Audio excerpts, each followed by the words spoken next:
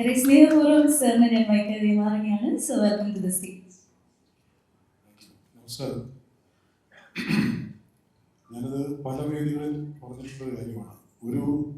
ഒരു ഞാൻ എഴുതിയ സിനിമയെക്കുറിച്ച് അല്ലെങ്കിൽ ഒരു സിനിമയെക്കുറിച്ച് ഏറ്റവും കുറച്ച് സംസാരിക്കേണ്ടത് എൻ്റെ റൈറ്ററാണ്. കാരണം ഒരു എക്സ്പെക്ടേഷനിൽ മാത്രമേ റൈറ്ററിന് ഇരിക്കാൻ പറ്റൂ.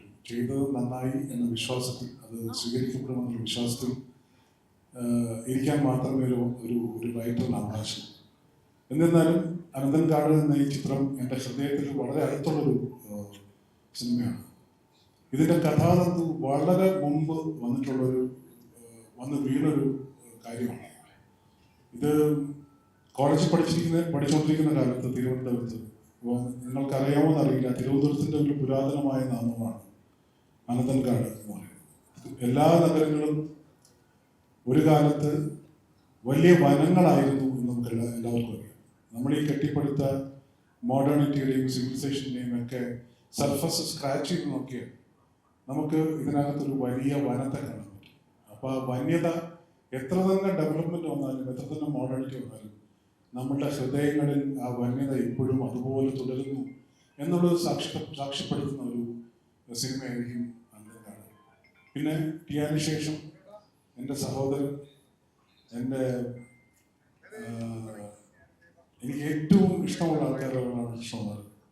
കൃഷ്ണകുമാറിന് വേണ്ടി ഈ ഒരു സിനിമ ടിയാൻ കഴിഞ്ഞ ഉടനെ ഞങ്ങൾ ടിയാൻ ചെയ്തപ്പോൾ കുറച്ച് സീരിയസ് ആയിട്ടുള്ള ഒരുപാട് കാര്യങ്ങൾ അതിനകത്തുണ്ടായിരുന്നു, വേദാന്തവും സ്പിരിച്വാലിറ്റിയും. അപ്പോൾ അന്ന് ഞാൻ അത് കഴിഞ്ഞപ്പോൾ കൃഷ്ണകുമാറിനൊരു വാക്ക് കൊടുത്തതാണ്. എൻ്റെ ഹൃദയത്തിന് ഏറ്റവും അടുത്ത് നിൽക്കുന്ന തിരുവനന്തപുരത്തിനെ ബേസ് ചെയ്തിട്ടുള്ള ഞാൻ കണ്ടതും കേട്ടറിഞ്ഞതുമായിട്ടുള്ള കാര്യങ്ങളെല്ലാം ചേർത്തിട്ടുള്ള ഒരു കഥ ഞാൻ എനിക്ക് തരാം, അതായിരിക്കും നമ്മുടെ സിനിമ എന്ന് പറഞ്ഞതാണ് രണ്ടാമത്തെ സിനിമ. അതിനുശേഷം ഇപ്പോൾ 8 വർഷത്തിന് ശേഷമാണ് സാധ്യമായത്. ഒരു വലിയ ക്യാൻവാസിലുള്ള ചിത്രമാണ്. ഇതിന് വലിയ പ്രൊഡക്ഷൻ വാല്യൂസ് ആവശ്യമാണ്. അപ്പോൾ അതിന് തയ്യാറായി വന്ന മിനി സ്റ്റുഡിയോസിൽ വിനോദ് കുമാറിനോട് നന്ദിയിരിക്കുന്നു. ഇതിലെ ഓരോ കഥാപാത്രവും, അതിന് മുമ്പ് ഇരിക്കുന്ന ആര്യ, അപ്പാനി ശരത്, ദേവ്മോഹൻ, ശാന്തി, നിഖില, ഇന്ദ്രസേട്ട് എന്ന് പറയുന്നത് എൻ്റെ ചങ്ക.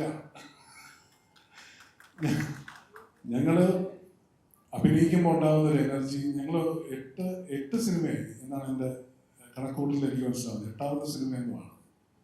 ഓരോ തവണ ഇന്ദ്രസേട്ട് കാണുമ്പോഴും ഒരു എനർജി ഇന്ദ്രസേൻ്റെ കിട്ടാറുണ്ട്. ഇന്ദ്രസേൻ്റെ ഒരു നൈസർഗികമായ എല്ലാം എനിക്ക് ഭയങ്കര ഇഷ്ടമാണ് ഇന്ദ്രസേനോട് വയ്ക്കുക.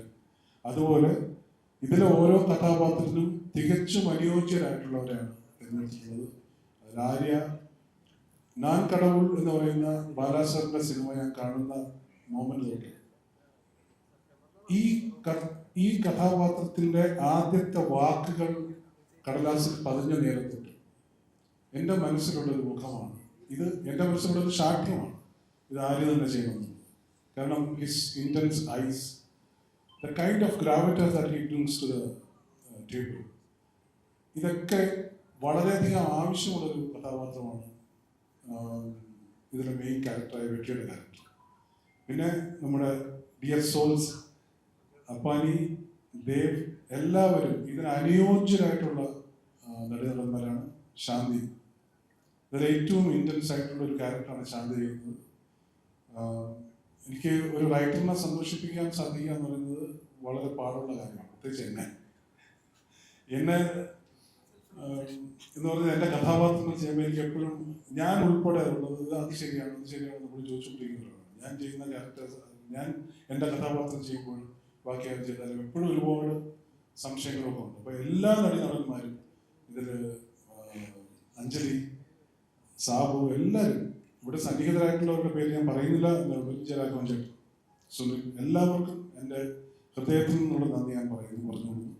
പിന്നെ ഒരു സിനിമ അതിൻ്റെ സ്കോറും അതിൻ്റെ സിനിമാറ്റോഗ്രാഫിയും അതിൻ്റെ സൗണ്ട് ഡിസൈനും ബാക്കി എല്ലാ മേഖലകളും കൂടെ ഒത്തൊരുമിച്ച് വന്നില്ല എന്നുണ്ടെങ്കിൽ ആ സിനിമ പരിപൂർണമാവാൻ ഒരു സാധ്യത വളരെ കുറവാണ്. അപ്പോൾ എൻ്റെ സിനിമാറ്റോഗ്രാഫറായ യുവ, സൗണ്ട് ഡിസൈനേഴ്സായ വിഷ്ണു, അരുൺ, പിന്നെ അജ്നേഷ്, സ്കോർ ആണ് ഒരു സിനിമയുടെ പാരലൽ നറേറ്റീവ്, സെക്കൻഡ് നറേറ്റീവ് എന്ന് പറയുന്നത്. സ്കോർ ഫെയിൽ ചെയ്ത സ്കോറിന് ഒരു പാരലൽ സ്റ്റോറി ടെല്ലിംഗ് ഉണ്ട് എപ്പോഴും സിനിമയിൽ. ഞാൻ മ്യൂസിക്കിനാണ് ഇപ്പൊ എഴുതുന്ന സമയത്ത് വരെ എനിക്ക് മ്യൂസിക് കേട്ടുകൊണ്ട് എഴുതുന്ന ഒരാളാണ് ഞാൻ. കേൾക്കുന്നതെന്ന് പറഞ്ഞാൽ ഉള്ളിൽ കേട്ടിട്ടുണ്ട്. അപ്പൊ സ്കോറിനെ കുറിച്ചും സ്കോർ ഒരു സിനിമയ്ക്ക് കൊടുക്കുന്ന ഒരു പാരലൽ നറേറ്റീവിനെ കുറിച്ചും എപ്പോഴും വളരെയധികം ബോധവാനായ ഒരു എഴുത്തുകാരനാണ് ഞാൻ. ആ നിലയിൽ ഇതിന്റെ സ്കോറിൽ എനിക്ക് വളരെയധികം സന്തോഷമുണ്ട്. ഇത് ഒരു നല്ല എക്സ്പീരിയൻസ് ആയിരിക്കുമെന്ന് വിചാരിക്കുന്നു. ഈ 25-ാം തീയതി തിയേറ്ററിലെത്തുകയാണ്. ഒരു വലിയ ഓഡിയോ വിഷ്വൽ ഡിസൈൻ ഉള്ള ഒരു സിനിമയാണിത്. അതുകൊണ്ട് ഇത് തിയേറ്ററിൽ തന്നെ നിങ്ങൾ ചെന്ന് കാണണം എന്ന് അഭ്യർത്ഥിക്കുന്നു. അത് നിങ്ങൾക്ക് എല്ലാവർക്കും ഇഷ്ടമാവുമെന്ന് പ്രതീക്ഷിക്കുന്നു. നന്ദി.